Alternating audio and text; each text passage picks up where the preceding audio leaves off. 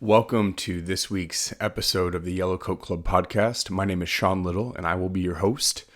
Today, we are talking about identity.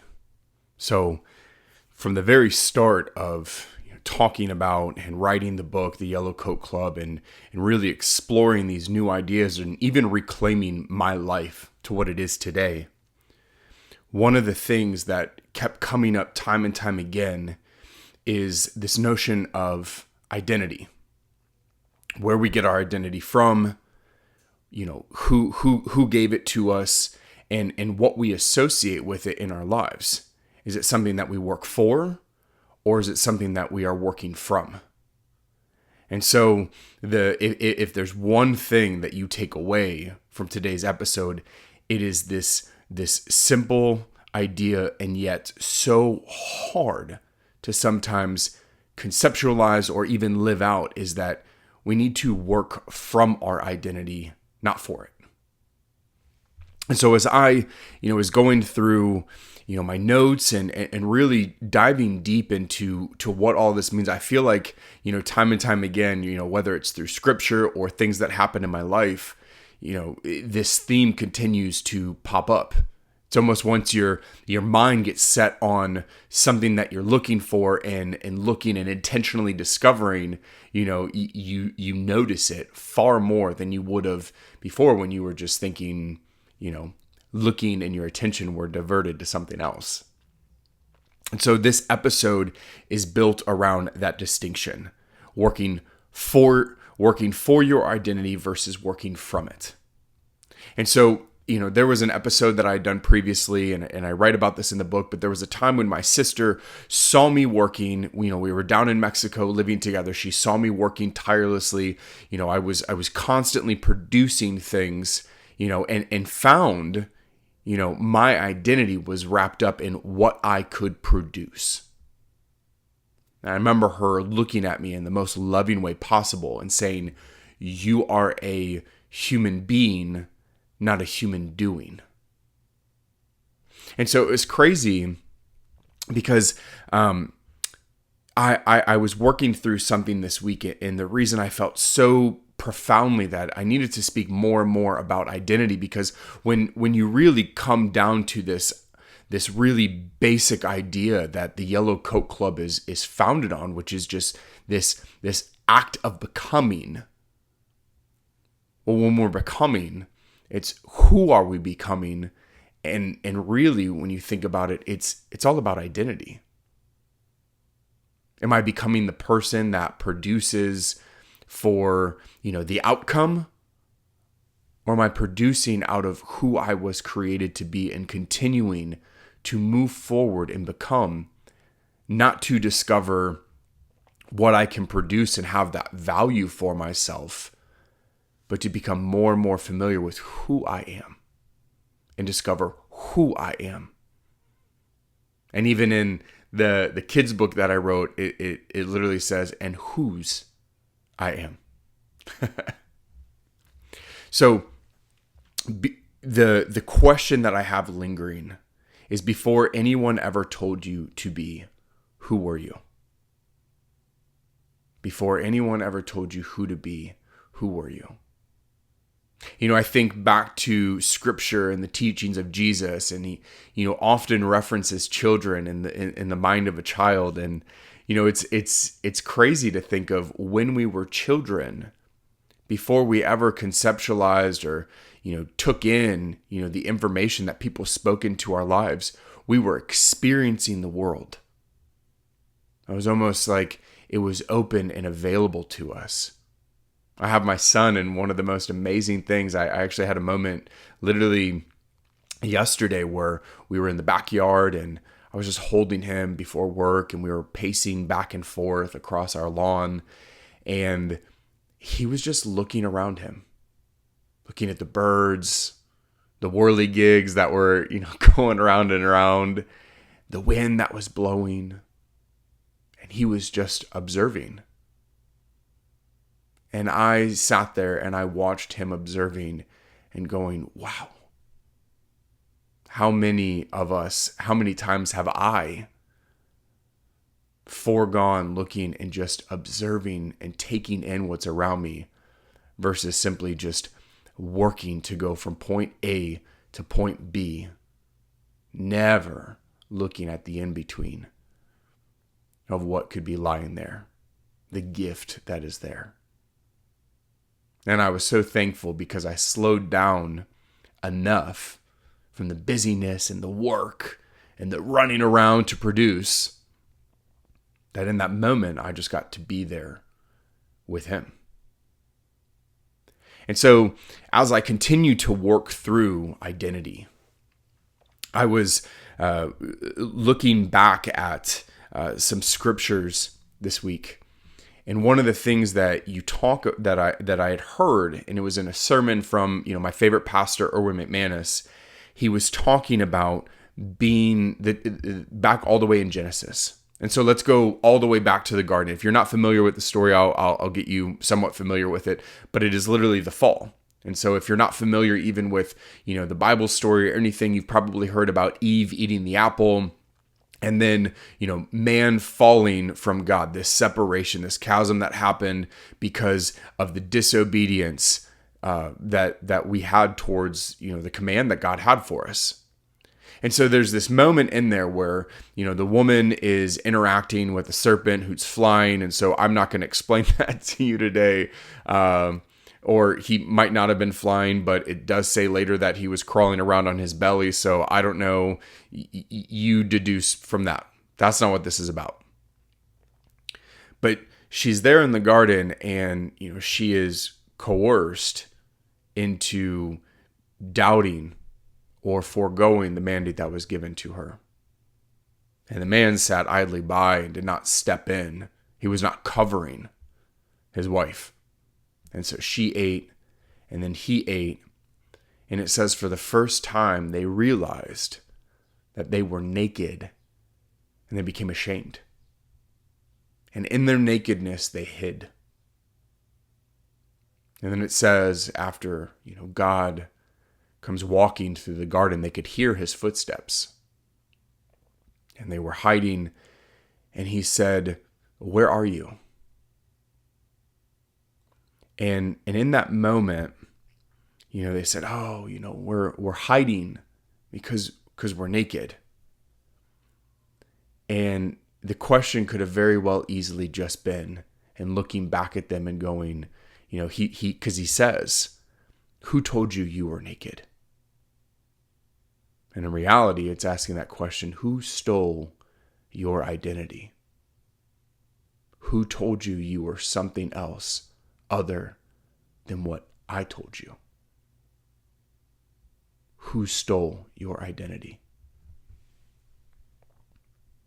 And so we go all the way back to this age-old question. And so if this is something that you're grappling through or working through, like if you know me well enough, you know that I do not believe that we just came from nothing. I did not create myself. I was born like everybody else in this world, and I am just somebody who does not believe that something came from nothing. And I truly believe that, as I've written in the Yellow Coat Club and in the children's book that I wrote, and I will until the day I die, we are fearfully and wonderfully made. We are made and we were crafted in our mother's womb, Psalm 139. And so that's the framework in which I work from. There's no questioning of that. There's no obligation that I'm pulled to. It is the thing that I believe and know to be true. And so if I believe that, then that means that my identity did not come from the things that I pursue. My identity did not come from the words that were spoken over me. My identity, my true identity, came from the one that created me. Think about any invention that you know of. Think about, anything that you interact with on a day. The computer, the automobile, the microphone that's in front of me right now. Somebody created it for a purpose. And anybody can walk in and try and tell you that a computer is something else, but at the end of the day, we know a computer is a computer. Why? Because when it was crafted, when it was made, it is what it is. And yet somehow in our world, where lies run rampant. We are carried away by our stories and our misguidance and our misdirection and our misalignment. We begin to think that our identity comes from the things that we produce or the things that people say to us. Who told you you were naked? Who stole your identity? This isn't just a religious language.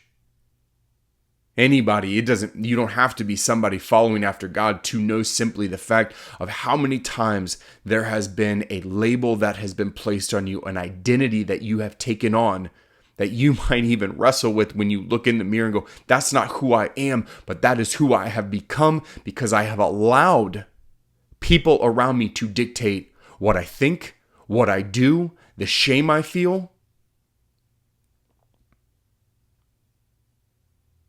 There are so many opportunities for us to be out of alignment with truth. They're endless. The opportunities for us to deviate and be misaligned from the truth that has been spoken over our lives, it's not hard to go find. And that's why we fight so much for truth. And oftentimes that means that we have to work through the pain of the lies that was spoken over us. Who told you you were naked? Who stole your identity?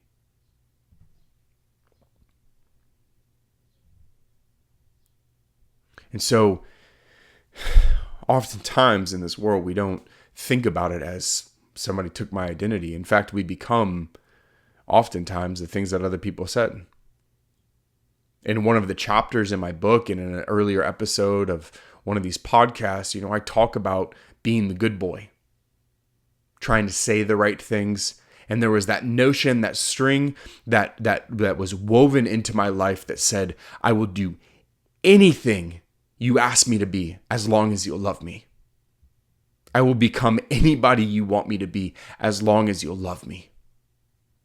And I was at constant tension and constant conflict with who I am. That means I would show up into a room wearing a mask. I would make up stories so that I could be relatable. And if you've ever lived that life, someday you look into the mirror and you come to almost hate yourself. You don't know who you are. And how can you love somebody that you don't even know?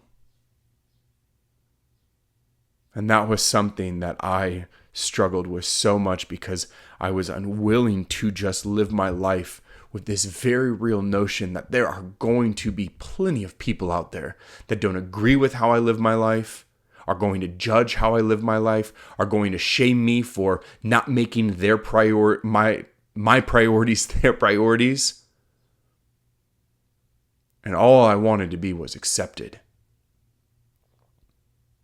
And as I've shared in other episodes of the podcast, and I'll share today, there was a moment in my life that was the catalyst that became a moment after moment after moment, and something that I'm still working through, where I said enough.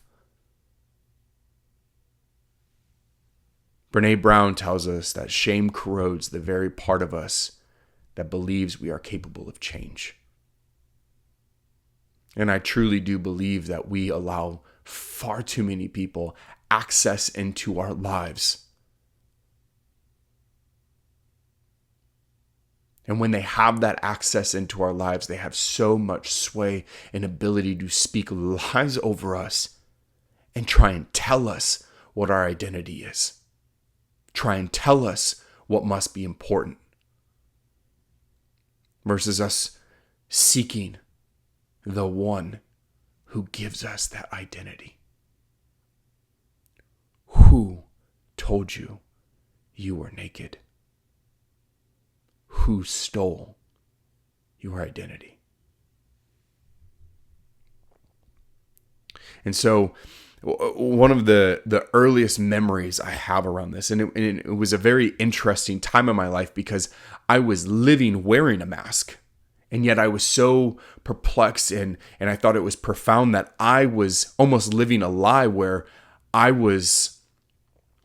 brought on this persona of somebody that was living free, that was, chasing after, expanding my mind. Yeah, bro, expanding my mind. And yet it was somewhat a farce. I didn't think it at the time. I didn't know it at the time I was searching, but the problem is that I would find myself in situations where I would ask people the question, who are you becoming, without ever wanting to answer it myself. I had a line for everything. Just didn't know if it was true.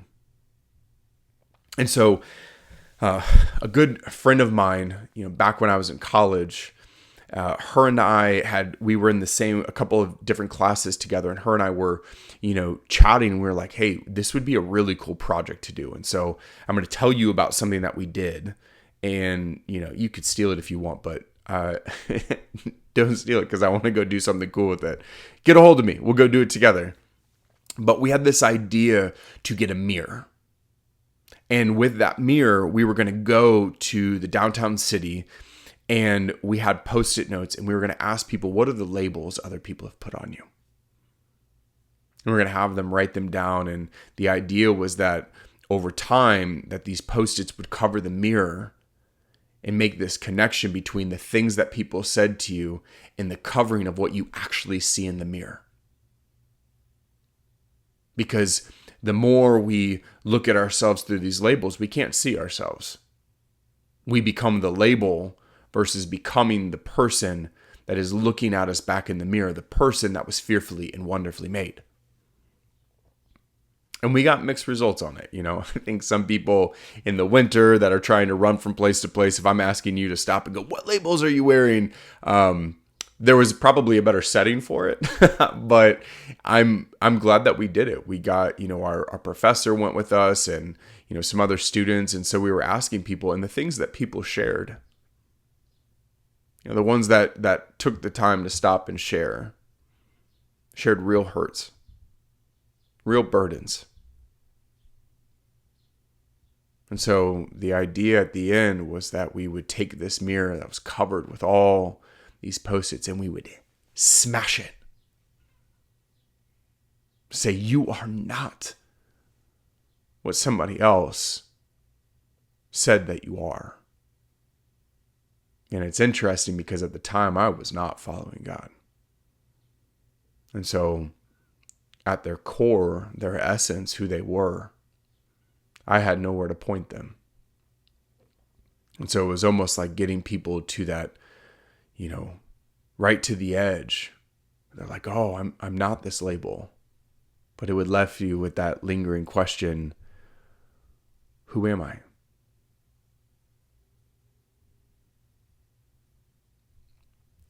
And so when we find ourselves in the garden and we are asked this question, where are you? Like, God already knows where we're at. But it is helping us to see and understand the proximity and how far we have gotten from truth. Because the closer I am to the truth that speaks life into the identity of who I am and who I am not. It's beautiful. And, one of the stories, if you want to look at it further, but if you look at the scriptures and look at John 8, one of the things that he speaks about, there's this story where the Pharisees, the religious elite at the time, bring this woman that was caught in adultery and put her in front of Jesus. And they said, this woman was caught in adultery. What do we do with her? Because the Mosaic law said that if a woman was caught in adultery, that the rightful thing would be is to stone her. And yet, Jesus did not come to simply persecute the broken. He came to help restore, to help them find freedom, to bring them back to their identity. Small side tangent, there is a word, and it talks about covering. It's the word kanaf, and I hope I said that right. But in the Hebrew, it's the covering. And just as, we are covered by God, we are called to cover our children and cover our wives. And inside of that word is not just the protection, but it also lends itself to the word identity. That in our protection, we are also speaking life and truth into who someone is. Who told you you were naked? Who stole your identity? And so we find Jesus in front of these men, and he looks at them and he's drawing, in the sand, and he looks up at them and he just says, "He was without sin, cast the first stone." And he goes back to what he was doing. Now, with all of the evidence that we have before us, yes, this woman was caught in adultery. Side tangent, there's also a man that wasn't brought before them, but hey. And so you have this woman who's here, who, yes, he's not sitting there saying that she didn't do something wrong. We all do things that we shouldn't do. But he was not about to define this woman by her worst moment. We weren't going to define somebody by what they had produced, the outcome of something that they had done. You know the words: failure, reject, the lies of "you're not enough, you'll never be enough." Who told you you were naked? And so we're in this scenario, and one by one, these people start walking away because they realize that they're not perfect either. Jesus doesn't affirm what she did. At the end, he just says, where are they? They all left. I don't condemn you either. Go leave this life of sin. The opportunity, and honestly, in my mind, it's return to me. Be within proximity. Where'd you go? Stop hiding. Come out, come close to me, and I will cover you.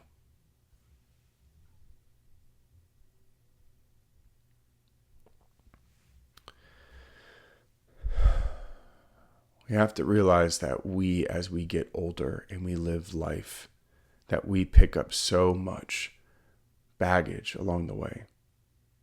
I continue to talk over and over the identity, the labels, the things that people have placed on us.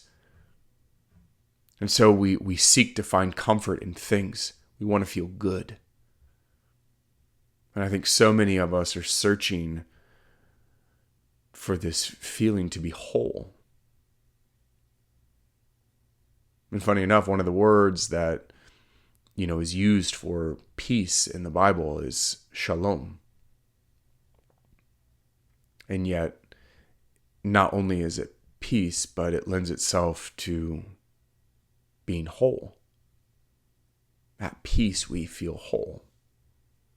And so many of us have a storm that is raging inside of us, swayed to and fro, frantic with producing, frantic with the labels that we are or not, the shame, the judgment, the guilt that we literally operate out of. Shame and guilt are not the ways in which our Father in heaven interact with us. Look at the woman who was there. She had done something wrong and yet was not shamed, not made guilty, wasn't affirmed what she had done, or not about to define somebody by their moment. And quite often, so many people that walk around guilting and shaming people are the same people that have a very hard time looking at themselves in the mirror. For the longer they have to look in the mirror, they have to realize that they have their own labels. And they have to sit there with the chaos that they have caused. Shaming and guilting people is not a sign of health. It's a sign of brokenness.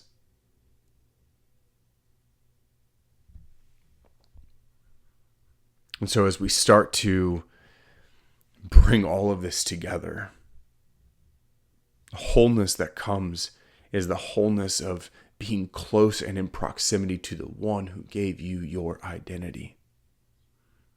Not perfect, but all of this is about the story of becoming, your story of becoming. ...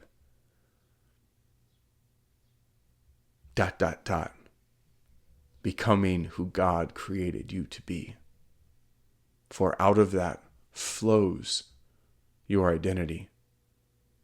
Not what you do, but your essence of who you are. Carl Jung tells us that the privilege of a lifetime is to become who you truly are. I love that. The privilege of a lifetime is to become who you truly are. And who you truly are is not the labels, or the blame, or the shame, anything that anybody has ever placed on you. It comes from the truth and the light and the love of the one who created you. Who told you you were naked? Who stole your identity? And who is the one that you're getting your identity from? For from that flows everything beyond this and who you will become.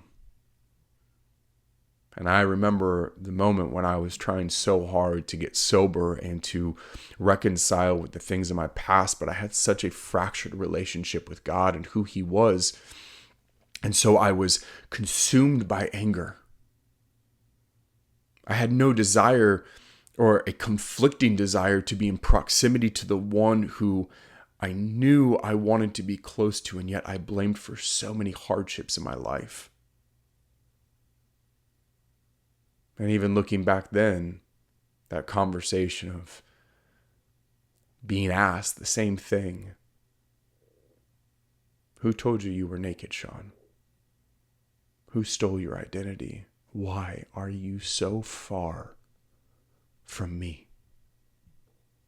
And then as I worked through the truth and the stories and the lies, doesn't mean I'm healed. It means I'm healing. I have not become, I am becoming. It is an active word. And it will be for the rest of your life. We have to live in a world that is going to constantly try to define us and tell us who we are. It's not just the world. It can be loved ones in our lives that are speaking things into it that we've given access to that just might not deserve that kind of access into our lives. And it's fine. Because at the end of the day, you're not answering to those other people. At the end of our days, we are going to answer to one. And I want to be able to look at Him and say, thank you for speaking truth into my life. Thank you for believing in me so that I could believe in me. Thank you for leading me to places that I could have never have imagined had I continued to believe that I was something that I'm not. Thank you for clothing me. Thank you for giving me identity. And thank you for bringing me close to you. I was naked and you clothed me. I was broken and you made me whole.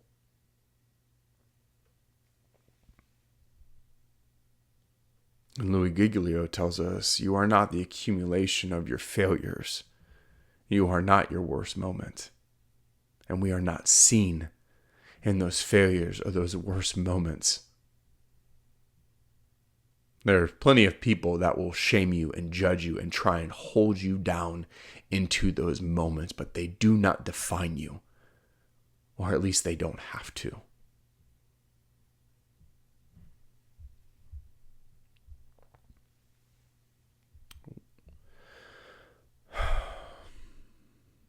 And so we're going to end with this.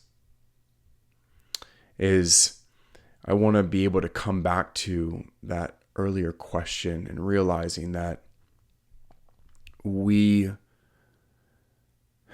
have a hard work. There are so many things that we're up against. There's challenges that we're up against. This is serious, hard work to reclaim who we are. And it starts by us having to face that pain of what has been spoken over us. And so I am encouraging you this week, or whenever you hear these words, that you would even just take some time to sit down and say, what has been spoken over me? What do I believe about myself? And go write it. Go write a list. Go write a list of the hurts, the things that people have said to you that you're like, yeah, or even the things that you kind of know to be true. And then realize that those are not the things that ought to define you. Those aren't the things that should be giving you your identity. If you're working tirelessly so that people will love you based on the things that you produce, most likely it will never be enough. Because people are going to always have that expectation that you will produce, and you will be a human doing the rest of your life. But we are all dust. From dust you were formed, breathed life into, so that you could live and move and have your being. It wasn't live and move and be a doing. It was being. And where do you need to take time to sit in the silence and just breathe? At the end of the day, you have to go to bed with you. At the end of the day, you're the one that has to look into the mirror at you. And if we continue to work for the things that people speak to us or the things that we produce, we become a slave to them. We're owned by something else. Caged and trapped. Wanting so badly to be set free. Who told you you were naked? Who stole your identity? And when we can define that, when we can get that out, we can submit it to the truth about who you are and who you were created to be. So that we can ask the hard question of, who am I becoming? And if it's not in alignment with who you want to be, then now is a great time to start.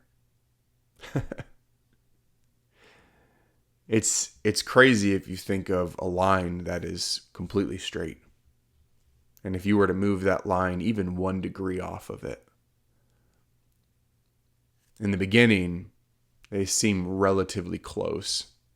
You almost might not even notice it. But over time, that 1 degree difference is far separated from that straight line. And the question would be asked, what are you doing so far away from me? Your identity is not over there. It is right here, in a place called whole, where you are free to become who you were created to be.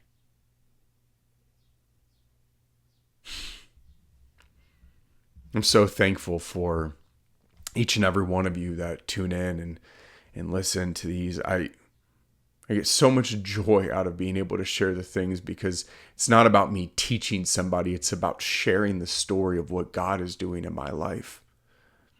And as I continue to wrestle and grapple and stare into the mirror, so that I can work through the pain and the hardship and the stories and the lies and pass that on to somebody else and say, you can too.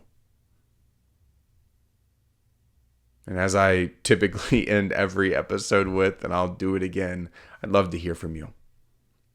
You can send me a Facebook message, Sean Little. You can send me an email, Sean@yellowcoatclub.com. I was about to give my number on this, but maybe don't call me. I don't know. Maybe we'll be friends one day.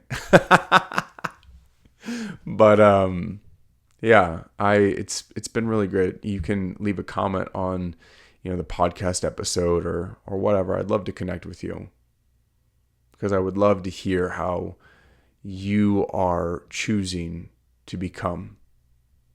I would love to hear the story of you reclaiming that identity. So, as always, thank you so much for tuning in, and I will catch you in a couple weeks. It's going to be a frantic couple of weeks coming up. We're moving. We're going to be spending the summer in Michigan, and so you could just be praying for my wife and our family as we kind of close out a chapter of our life and step into where God's calling us to go create a nonprofit and to work on some businesses and go literally just become more and more and more, not tethered to the expectations that people have of us, but us following that still small voice that says, follow me. Follow me. Thanks.